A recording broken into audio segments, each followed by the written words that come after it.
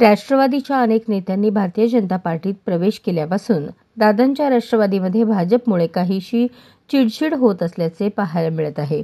त्याचे पडसाद सुद्धा आता उमटताना दिसत आहेत।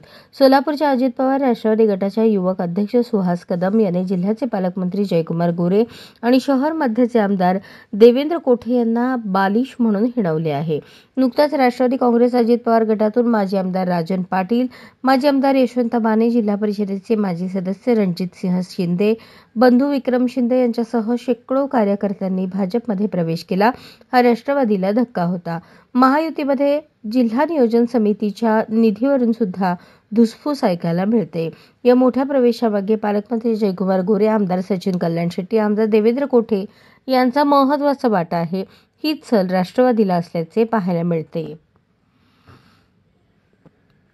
शुक्रवारी राष्ट्रवादी युवक अध्यक्ष सुहास कदम यांनी पत्रकारांशी बोलताना सध्याचे पालकमंत्री गोरे आणि नवखे आमदार कोठे यांना असे वाटते की या पृथ्वी तलावर आम्ही काहीतरी वेगळे करतोय, पण काही गोष्टी असतात त्याचा देखावा केला जात नाही। येणाऱ्या काळात ते जनतेला नक्की कळेल। अजितदादांचा करिश्मा सोलापूरकरांना दिसेल।